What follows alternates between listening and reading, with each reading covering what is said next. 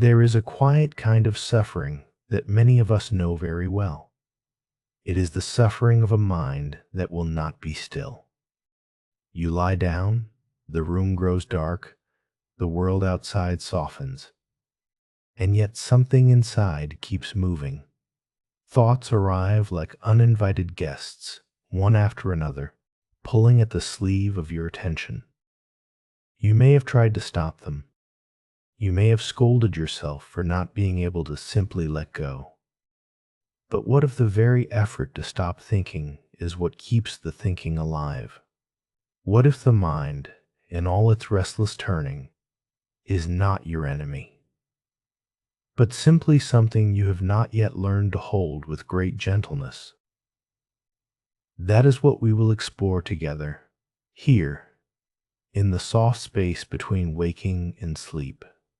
Before we begin, feel free to share what time it is and where you are listening from. For now, there is nowhere you need to go.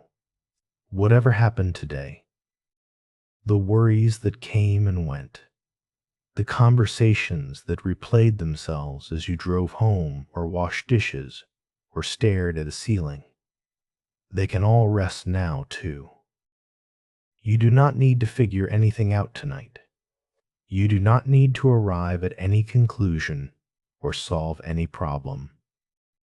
The only invitation here is to lie still, to let your body be held by whatever surface it rests upon, and to allow the breath to move in and out, not because you are controlling it, but simply because it knows how. It has always known how. Long before you were old enough to think about breathing, your body was already doing it perfectly. Let the air come in on its own.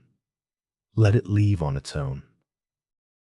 And let yourself slowly arrive here. Perhaps your shoulders are carrying something. Perhaps there is a tightness across the forehead, or a clenching somewhere behind the eyes, or a fullness in the chest that has been there since morning. You do not need to force any of it open. You do not need to work at your own relaxation. Simply notice what is here, with the same patient attention you might give to a friend who has come to you tired and wordless at the end of a long day. You would not tell that friend to hurry up and feel better. You would simply sit with them. And so, you might sit with yourself just like that, right now, gently, without demand. Let the eyes close if they are not already closed. Let the face go soft. Let the weight of the head sink into the pillow a little more. The pillow is there. It will hold you. You do not have to hold yourself up anymore tonight. The day is done. Whatever was left undone, it will still be there tomorrow, and tomorrow you can meet it rested. And the only way to meet it rested is to let it go for now, as best you can, for just this small portion of the night. There is an old saying from the Zen tradition that has been passed quietly from teacher to student for many centuries. It is short, as the best wisdom tends to be. It goes like this: you cannot stop the birds from flying over your head, but you can prevent them from making a nest in your hair. Let that settle for a moment, not as a lesson to memorize or understand, but as something to simply feel. Thoughts will come tonight. Of course they will. They always do. That is what minds do, just as birds fly, just as rivers run. But perhaps, and you can decide for yourself whether this is true for you, perhaps they do not have to stay. Perhaps you can let them pass, the way a sky lets clouds move through it, untouched, untroubled, still. There was once a young monk named Ananda. Not the beloved Ananda of the Buddha's own time, but a different young man who carried the same eager hunger that all young students carry. He had come to the monastery at the edge of the mountains just before the first snows of winter, drawn there by a restlessness he could not name and could not escape. He was 22 years old, quick-minded and earnest, and beneath the quiet surface of his daily life, he was carrying a kind of exhaustion that went deeper than the body. He was exhausted from thinking. The monastery was a simple place. Stone walls worn smooth on the inside by generations of passing hands. Wooden floors that had been walked by so many sandaled feet over so many years that they had taken on a deep amber warmth, as though they had absorbed all those mornings into themselves. There was a garden where cabbages grew in careful rows beside a fig tree that was older than any living person could account for, its trunk twisted and patient and magnificent. In the mornings, the monks rose before the sun and sat in meditation in the main hall. In the afternoons they worked, sweeping, cooking, mending, tending the garden. In the evenings they sat again, and the elder teacher, a small and softly round man called Roshi Nagaraj, sometimes offered a few words before the final bell. Ananda loved the structure. He found comfort in its edges. But inside the meditation hall, he was in quiet agony. He could not stop thinking. He would sit down on his cushion, settle his legs, straighten his spine with great intention, and immediately the mind would begin. It would replay a conversation he'd had with his father before leaving home, turning it over and examining each word the way a tongue finds a sore tooth. It would compose long letters he would never send. It would spin elaborate worries about whether he was meditating correctly, whether the others could tell, whether he was suited for this life at all, whether something was fundamentally, irreparably wrong with him. And then, naturally, it would begin to worry about the worrying, and then to worry about that. After 3 weeks of this, he went to Roshi Nagaraj in the late afternoon and confessed his failure. He stood in the doorway of the teacher's small room, and his voice was low and careful, the way voices get when shame is just below the surface. "I cannot quiet my mind," Ananda said. "I sit for an hour and not a single moment passes without a thought. I am doing something wrong, or I am broken in some way that I cannot fix." The old teacher looked at him for a long moment, the way he always did, not assessing, simply seeing. Then he stood, walked to the window without hurrying, and pointed out into the courtyard below. "Come here," he said. Ananda came and stood beside him. They were looking down at the small stone fountain in the center of the courtyard, where water tumbled continuously from a slender clay pipe into a wide, shallow basin. It had been there as long as the monastery had been there. The sound of it was so familiar to everyone who lived there that they had long since stopped hearing it. "Watch the water," said Roshi Nagaraj. They stood together in silence. Ananda watched. The water fell and broke and rippled and moved continuously without pause. "Is the water broken?" the teacher asked quietly. "No," said Ananda. "Does it fall wrongly?" "No." "Has it ever stopped moving? From the moment the spring first fed it until right now, at this moment?" Ananda thought about this. "No," he said. "Never." "And yet," said the teacher, and he reached out slowly and rested his old, weathered hand flat in the basin just beneath the surface. "You see? The water moves around it.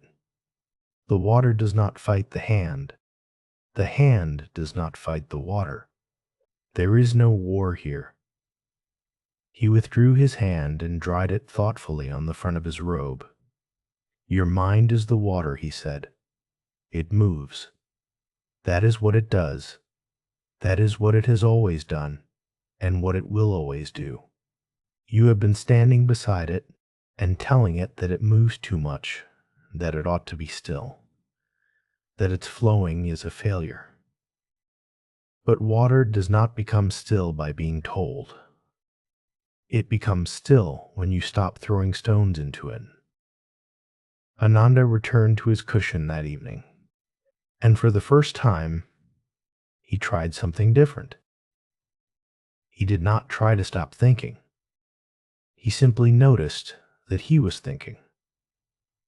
A thought about his father arose. He noticed it. A worry about the future arose. He noticed that too, with the same neutrality one might use to note the weather. And slowly, in the noticing, something shifted, not into silence, not into blankness, but into something that felt, for the first time, like a room around the thoughts, wide and untroubled, where before there had been only wall. What Roshi Nagaraj offered Ananda that afternoon is something the Buddha pointed toward in many different ways across his long teaching life. In the Pali tradition, it is called sati, which we translate as mindfulness, but which might more simply be described as clear, patient, kind noticing, not fixing, not fighting, not the fierce concentration of someone trying to force a lock. Simply seeing what is here, the way you might watch the movement of light on water. The Buddha never promised that the thinking mind would go quiet. He promised something far more useful, that you could change your relationship to it. Thoughts are not you. They are weather moving through the sky. And the sky, you might notice, is never once damaged by its weather. Not by storms, not by darkness, not by the wildest kind of wind. So here, now, you might simply notice what is moving through your mind in this moment. Not to catch it, or stop it, or understand where it came from. Simply to notice it, the way you might notice clouds passing across a window, with mild interest perhaps, and no particular urgency. There may be a thought about tomorrow already forming. There may be something from earlier today that is still turning. You do not need to resolve it. You do not need to push it away. You can let it be there, and let it move. And while it moves, you might let your body grow a little heavier. Let the breath come in and go out. Let the thoughts be the water, and let yourself be the basin, wide and still and unhurried beneath all that flowing. Let us pause here for a moment. Notice how you are feeling. Let the breath come and go in its own time. And when you are ready, we will continue together. In the mountains of a country far to the north, where the winters were long and the snow made the world very small and very quiet, there lived a woman named Mira, who was known throughout her village as someone who could not sleep. She was not old, 40 perhaps, but she had the eyes of someone who had been awake much longer than their years. She was a weaver by trade, and she was extraordinarily good at it. Her cloth was sought by merchants from 3 valleys over, and her hands, even at rest, had the quiet confidence of hands that have always known what to do. But at night, when the loom was still, and the fire burned low, and the snow outside muffled every sound, the threads of her mind kept weaving, She would lie in her bed under thick quilts her mother had made, and the thoughts would come like shuttle passes, back and forth, steady and relentless. She would think about whether she had charged enough for the last bolt of cloth she sold, whether the buyer had quietly thought her foolish. She would think about her daughter, who had moved to the city 2 years ago, and whose letters came less frequently than Mira's heart would like. She would think about spring, whether the floods would damage the lower field, whether the dye plants would survive another hard winter. She would think about an argument from 11 years ago that she could barely remember clearly anymore, rehearsing what she might have said differently with the useless precision of someone revising a letter that has already been sent and received. She was not a sad woman. She was not a broken woman. She was simply a woman whose mind had learned, over many years, to work through the night as industriously as she worked through the day. And she was very, very tired. One autumn, a traveling teacher came through the valley. He was an old man with a round pack and unhurried eyes, and he stayed 3 nights at the inn near the river crossing. Villagers came to sit with him in the evenings, and Mira came too, because she had heard he was wise, and because she had tried everything else, and because she had arrived at the particular kind of desperation that makes a person willing to sit with a stranger and speak honestly. She did not dress her question up. Tired people often don't. "I cannot sleep," she said, when it was her turn to speak. "My mind will not stop. I have tried for years. What should I do?" The old teacher did not answer immediately. He reached into his traveling pack and brought out a small piece of cloth, deeply blue, worn soft with handling, faded at the folds the way cloth gets when it has been loved for a long time. He held it out. "What do you see?" he asked.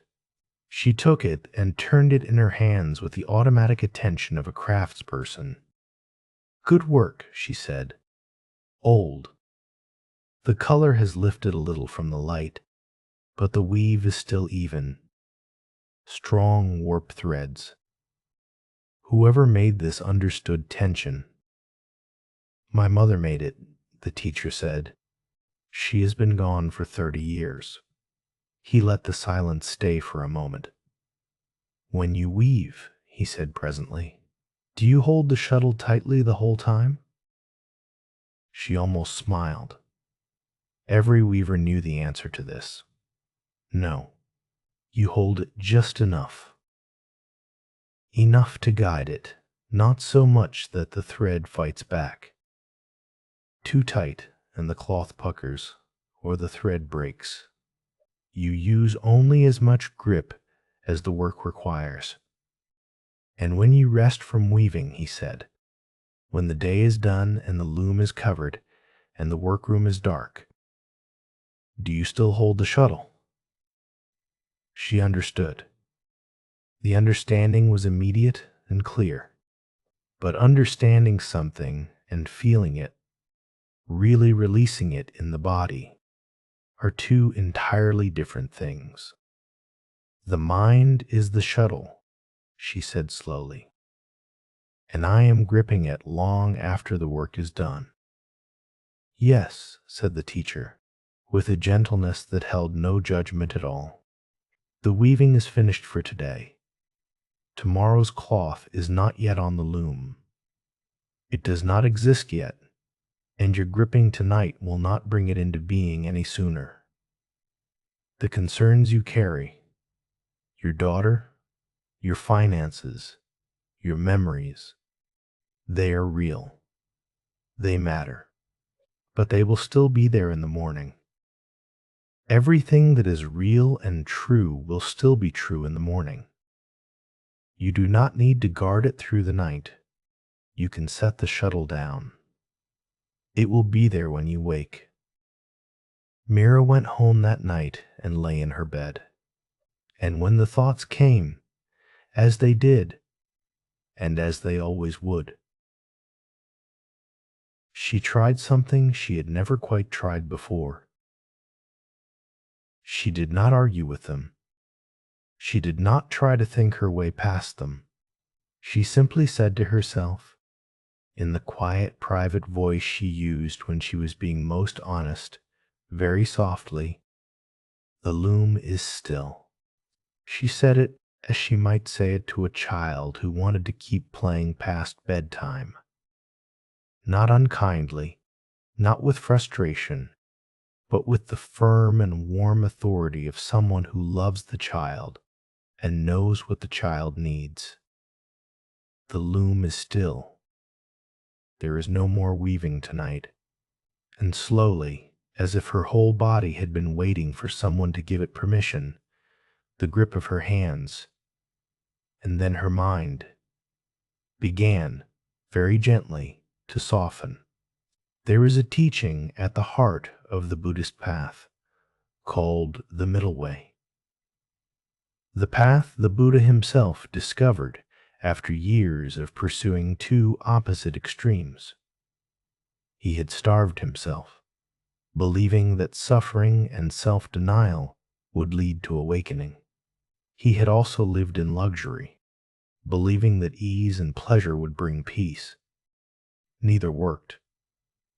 It was only when he sat beneath the Bodhi tree and stopped forcing his experience in either direction, stopped demanding the thing to be other than they were, that something finally, quietly opened. The middle way is not about doing nothing.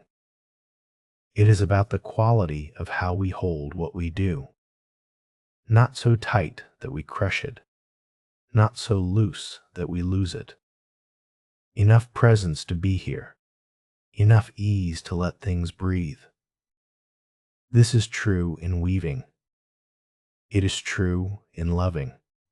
And it is true in the night, when the work is done and the only thing asked of us is rest. Perhaps you can feel that quality in your hands right now. If they are curled or clenched, and they may be, without your knowing it, you might let them open slowly, finger by finger, until the palms face upward or lie soft and open against the sheets. An open hand holds nothing, but it is ready for everything. And perhaps somewhere in the chest, or in the jaw, or in that particular place behind the forehead, where thinking seems to gather and press, perhaps you might notice it there. And rather than fighting it, simply offer it a quiet permission. The loom is still. There is no more weaving required tonight. Let the shuttle rest. Let the hands rest.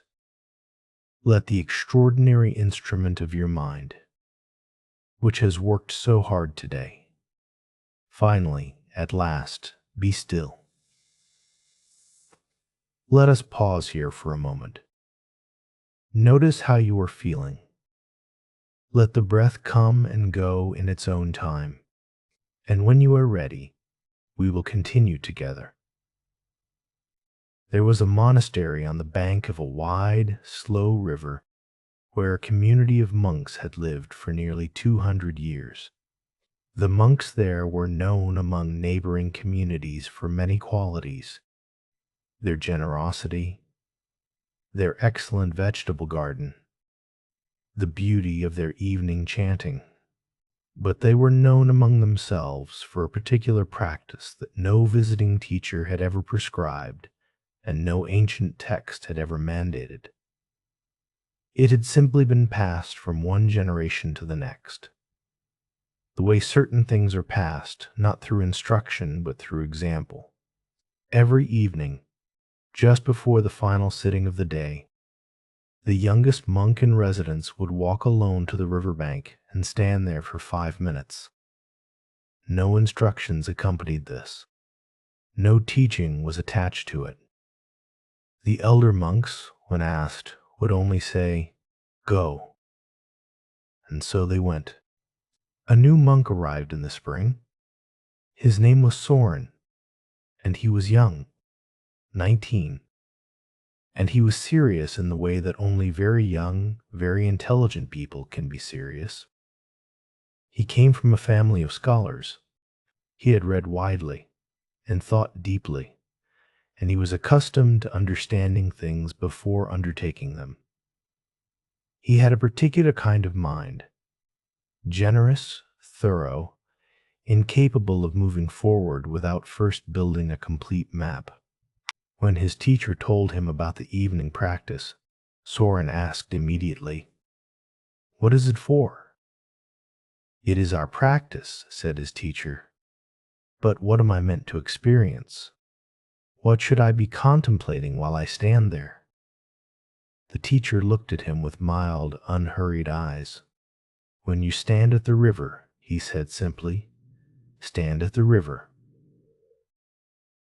Soren went that first evening and stood at the bank as the light was fading, and his mind was very busy. He thought about the river in terms of impermanence and whether it was a useful metaphor for the first noble truth. He thought about what the founder of the monastery might have intended when the practice was begun. He thought about the correct angle at which to hold his body, whether his posture communicated appropriate attentiveness. He thought about what he would report to his teacher. He thought about thinking. He returned, and the teacher asked how it had gone. Soren gave a detailed and earnest answer. The teacher listened and nodded. "Good," said the teacher. "Tomorrow, go again. But this time, see if you can notice one thing about the river that has nothing to do with you." The next evening, Soren stood at the bank again with this new instruction. He looked for something with nothing to do with him. The river moved. A kingfisher appeared on a branch overhanging the water, sat perfectly still for a moment, vivid, contained, impossibly bright, and then was gone. And then a leaf fell from somewhere upstream and came toward him on the current, spinning slowly in the eddy near the bank.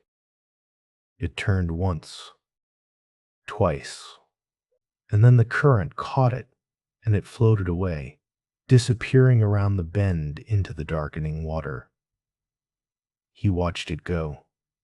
For one moment, only one, his mind went with the leaf, not analyzing, not comparing, not composing.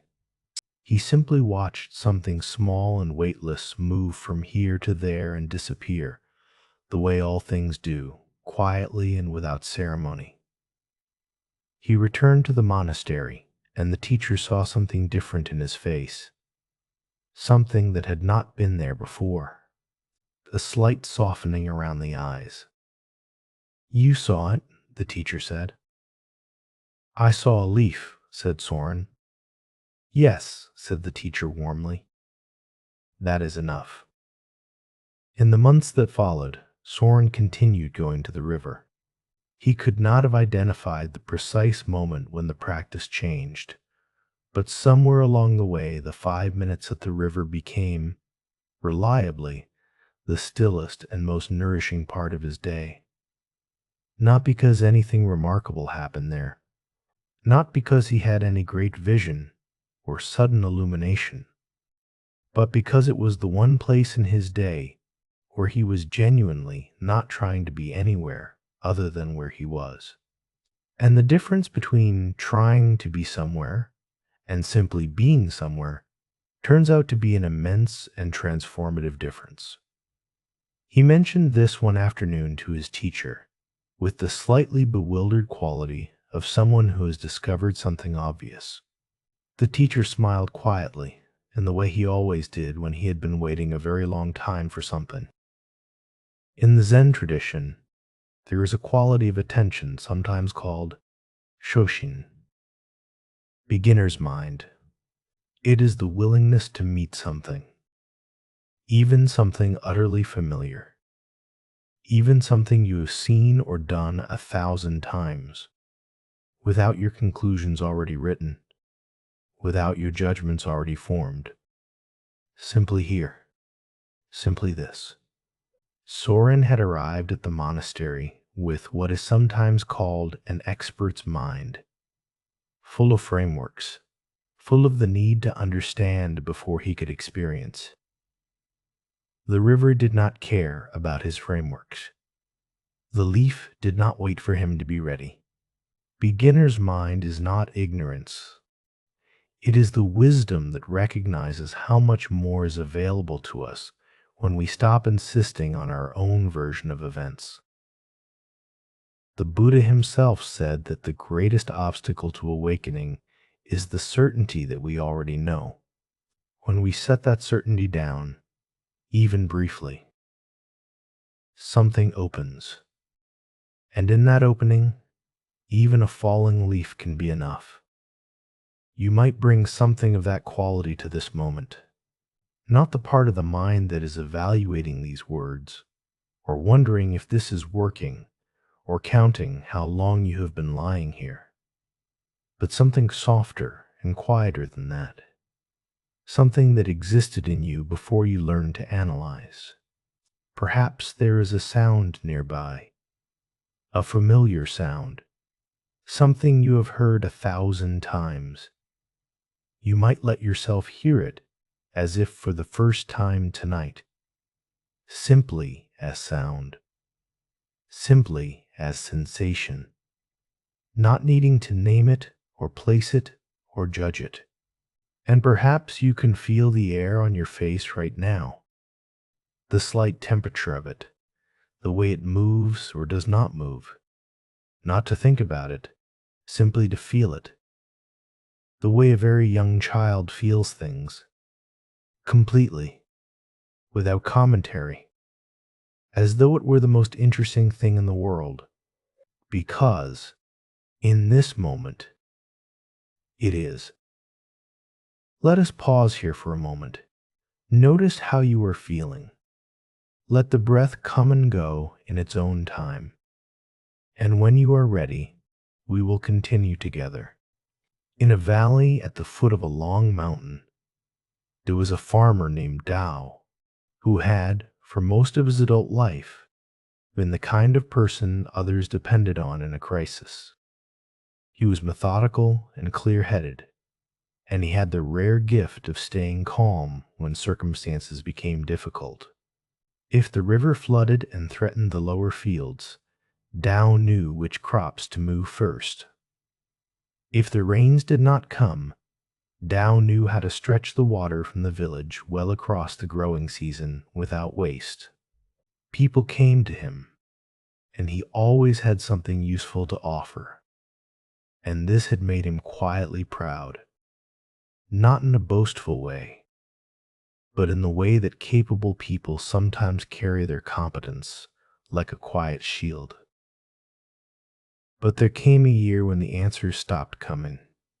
His eldest son, who was 23 and had always been gentle and thoughtful, had fallen into a kind of darkness. It was not illness exactly, not the kind you could treat with herbs or rest or a change of altitude. It was a grayness, a slow withdrawal, a diminishing of the light behind the eyes. The young man could not work. He sat for hours and said little. He ate, but without interest. He slept a great deal, and when he was awake, he looked at the world through a window that seemed somehow thicker than other people's windows. Tao did not know what to do. He could not fix this the way he could fix a broken irrigation channel or a weakening fence post. He tried talking to his son. The boy listened but said little. He tried giving him rest, then activity, then both in careful combination. He asked the village healer. He asked the elders. He made the journey to the monks at the small hilltop temple. Everyone offered something. Nothing helped in the way he needed it to help. And so Tao began to think. He thought about his son during the planting, and during the harvest. He thought about him at meals and thought about him when the household was asleep. He ran the same questions over and over. What had he missed? What could he have done differently? What was he failing to see? And the thinking was jagged and circular and led nowhere, the way a cartwheel spins in mud without forward movement. He was losing weight. His wife was worried about him too now. He was becoming the second sick person in the house, and he did not know how to stop. One morning, very early, he went to the small temple on the hill. The monk who lived there alone was named Bhante, and he was quite old, so old that he had reached the age where most words seemed unnecessary. Tao had gone to younger teachers first for this reason. He had wanted active advice, but the younger teachers had given him advice, and none of it had landed. And so he came, finally, to Bhante. He sat down on the mat across from the old man and said plainly, "I cannot stop thinking about my son. Every waking moment, it is like carrying stones up a steep hill, and I cannot put the stones down, and I am so tired that I cannot see clearly anymore. But I cannot stop. It feels wrong to stop. It feels like if I stop thinking about him, I am abandoning him." Bhante was quiet for a long time, longer than was comfortable, long enough that Tao wondered if the old man had perhaps drifted into a light sleep. But then he spoke. "How long has it been since you sat in your garden simply to sit?" he asked. "Not to plan, not to inspect the rose, not to solve the problem of the season, simply to sit in the garden and let it be a garden around you." Tao thought. He could not remember. That was, in itself, an answer. "The mind that thinks and thinks and thinks," Bhante said, in the unhurried way he had of speaking, "is not moving toward a solution. It believes it is, because movement can feel like progress. But it is running in a circle on the inside of a wall, and the wall is made of fear. You cannot think your way out of this kind of fear. You can only find a moment's peace by putting the thinking down, even briefly, even imperfectly, and breathing." Tao said. "But if I stop thinking about him, what use am I to him?" Bhante tilted his head gently. "Your love for your son does not live in the thinking. Your love is in your chest, in your hands, in the way you look at him. It was there before the worry started, and it will be there after it quiets. The thinking is not love. It is worry wearing the mask of love. And worry," he said, with great gentleness, "has never once healed anything, but presence has." That evening, Tao sat in his garden as the light faded. He did not try to stop thinking about his son. He did not pretend the concern was gone.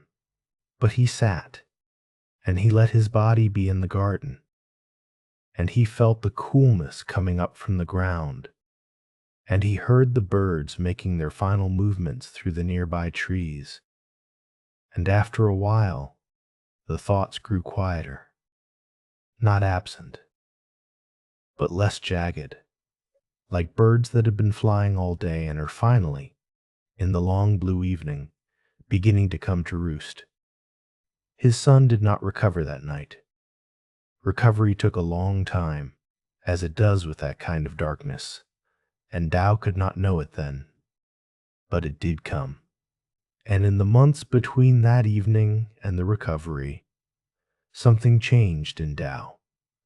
A quality of presence, a steadiness, a softness in his eyes that had not been there before.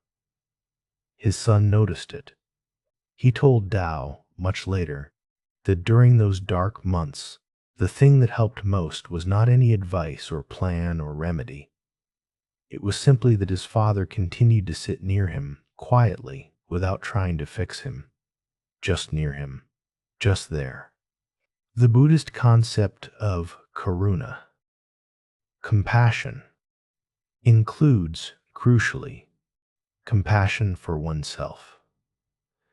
We often believe that worrying about someone we love is equivalent to caring for them.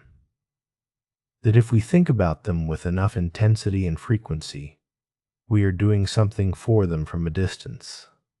But the Buddha taught that our own inner quality, our steadiness, our equanimity, the quality of our simple presence, is itself something we offer to those around us.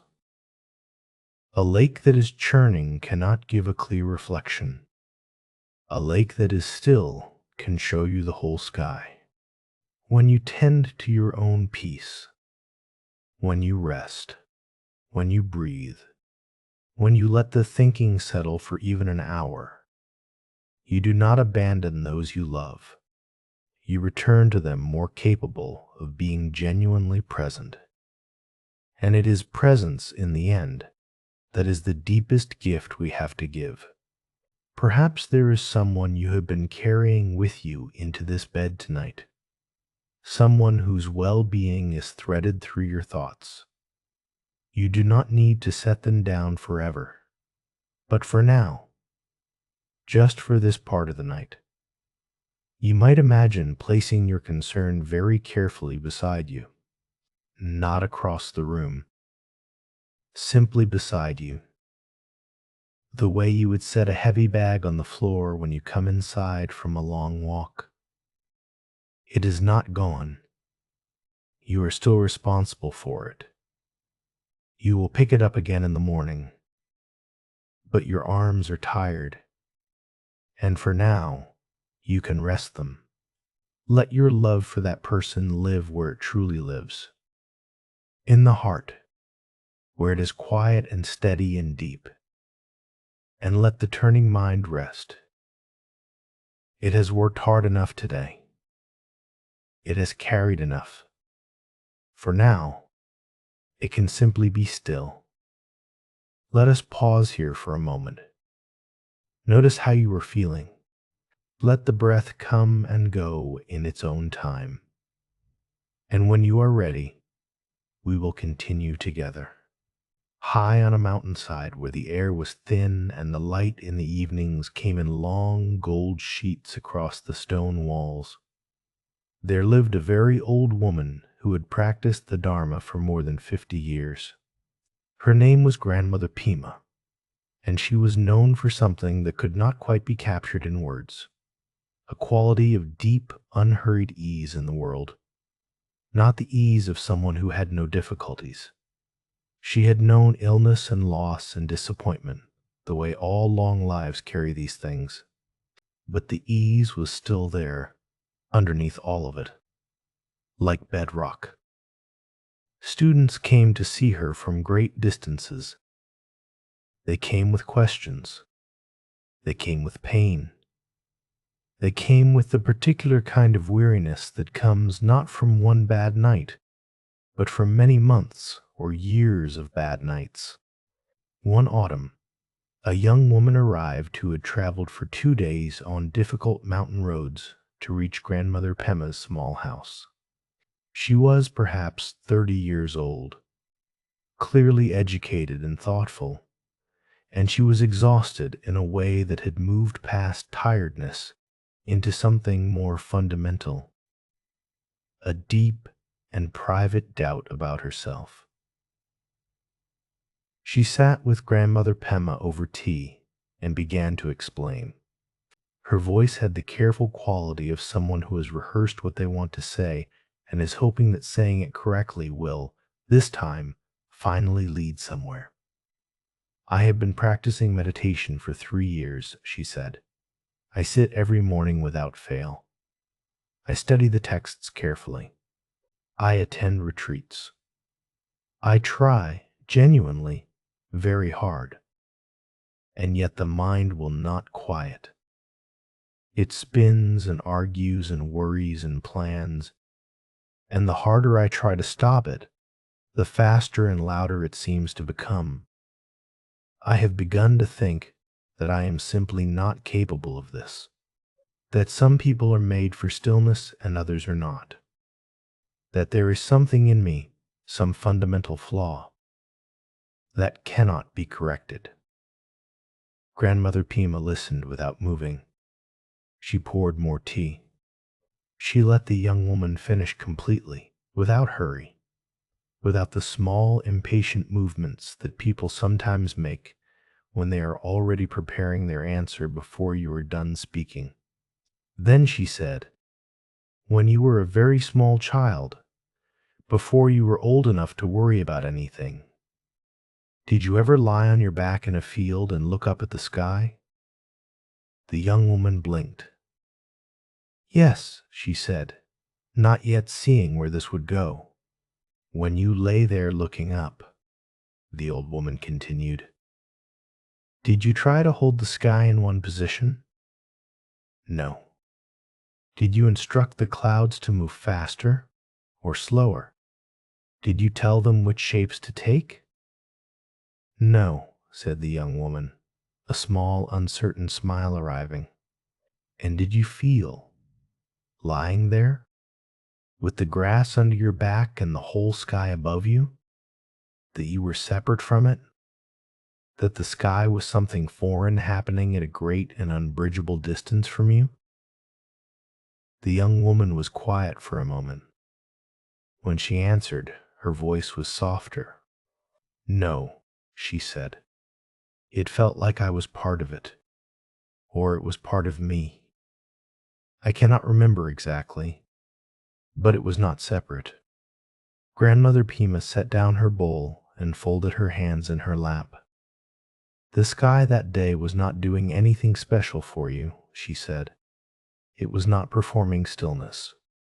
It was not trying to be peaceful. You simply stopped giving it instructions.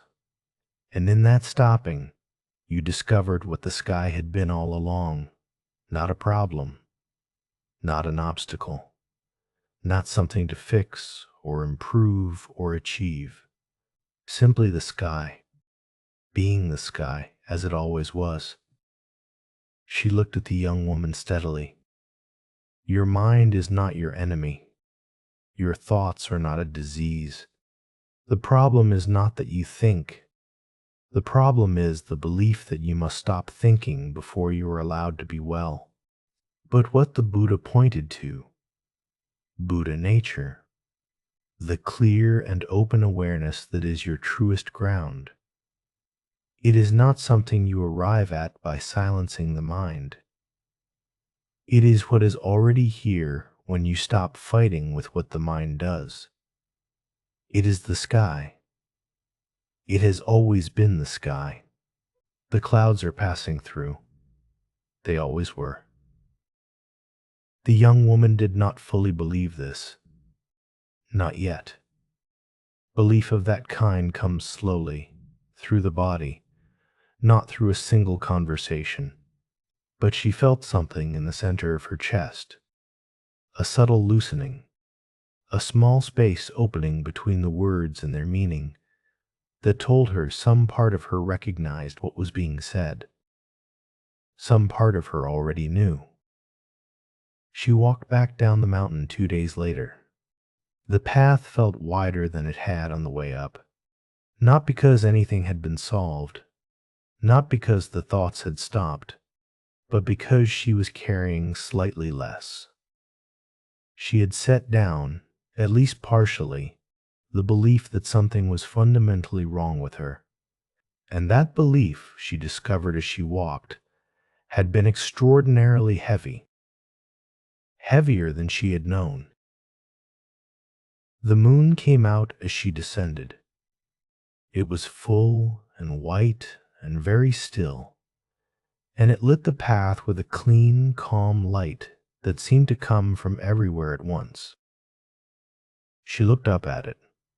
All this time, she thought, behind whatever cloud was passing, always there, and she walked on.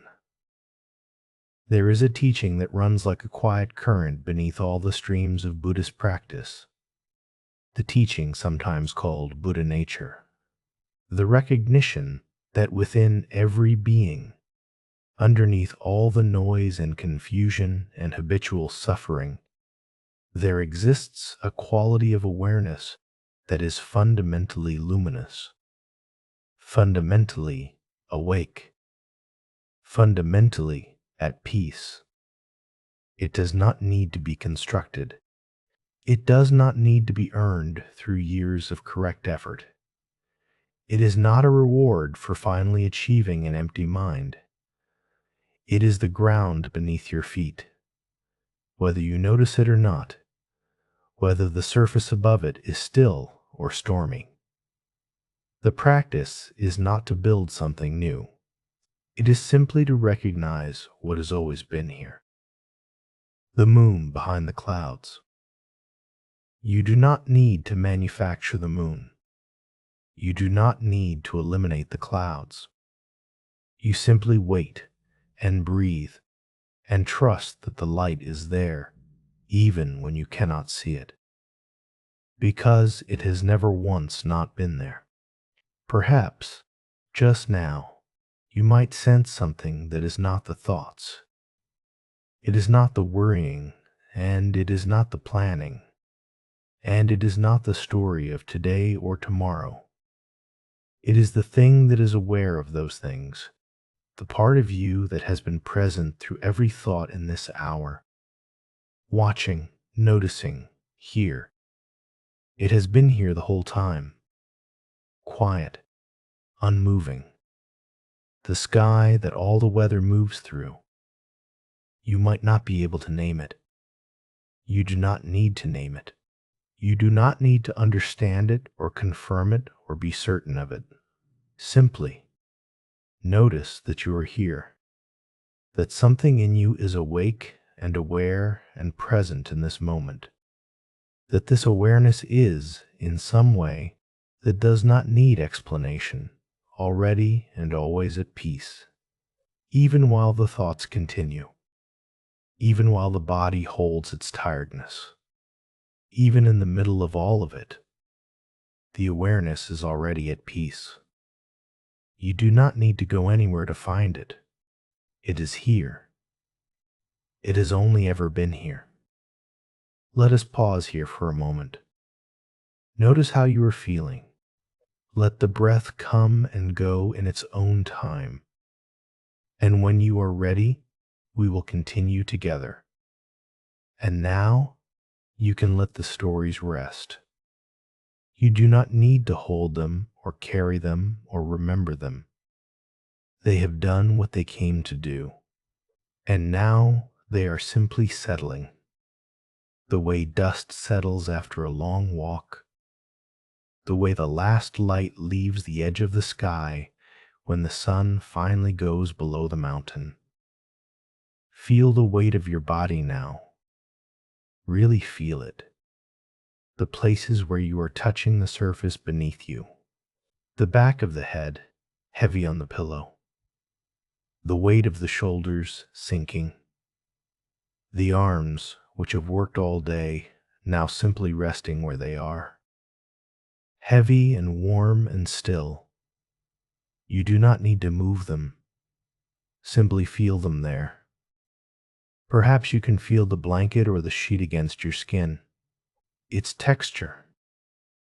The temperature of it. Nothing to do with that. Simply feel it. Simply notice that it is there, and that it is warm, and that you are in it. The breath comes in, and it goes out. You are not breathing it. It is breathing itself. The body knows how to do this. It has known how since the very first moment you arrived in the world, and it will know how long after thought has quieted for the night. Simply let it happen. Let the body do its slow, steady, ancient work. Perhaps there are still thoughts. Of course there may be. That is all right. Let them be there, the way you let sound be there. The sounds a building makes at night, or traffic far away, or the wind. They do not require anything from you. They are simply there. And you are simply here. You are simply here. The mind may still offer you something. A fragment from yesterday. A pull toward tomorrow. You do not need to follow it. Simply notice. Ah, thinking. And let the attention return softly to the weight of the body, or the warmth of the body, or the slow movement of the breath. Not with effort. Like returning to a comfortable chair you stepped away from for a moment. Simply come back. Feel the temperature of the air as it enters through the nose. Cool on the way in. Warm on the way out. You might follow that coolness a little way, down into the throat, into the chest, and then let it go on the exhale. Let the warmth leave. Let the breath complete itself. In and out. In and out.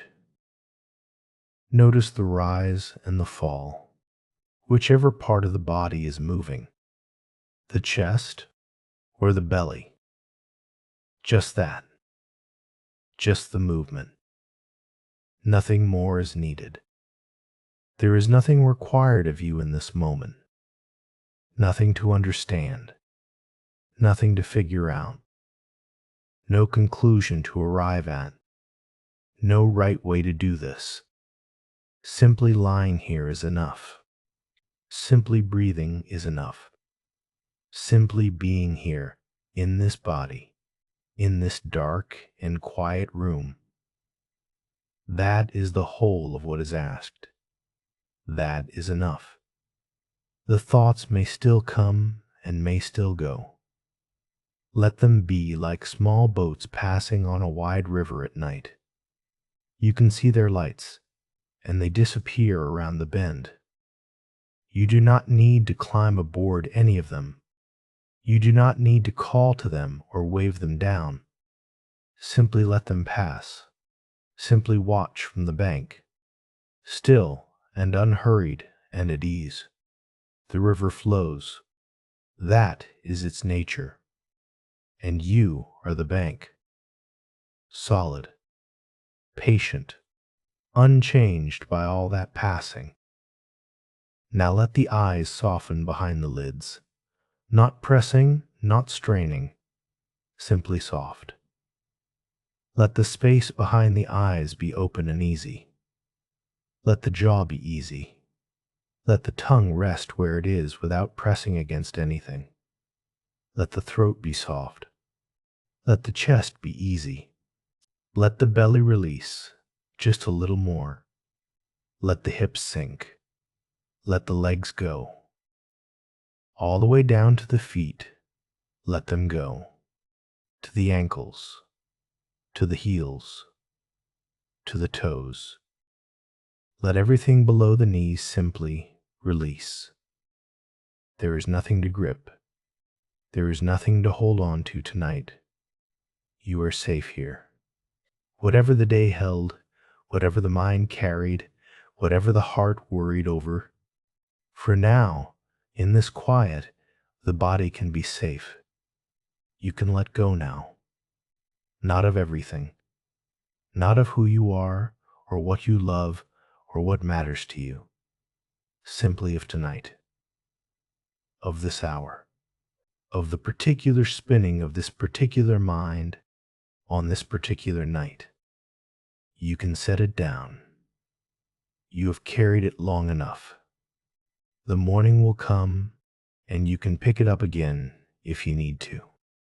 But for now, for this small, dark, quiet portion of the night, you can put it down, like a candle that has burned through a long evening, giving its light to everyone who passed through the room. You can let the flame go small and quiet and still. The room is dark. The body is warm. The breath is steady. Perhaps you can feel something now that is deeper than the thoughts. Something that has been here the whole time. Underneath all the spinning and planning and worrying and replaying. A stillness. Very deep. The way a lake is still at its deepest point, regardless of what the surface is doing.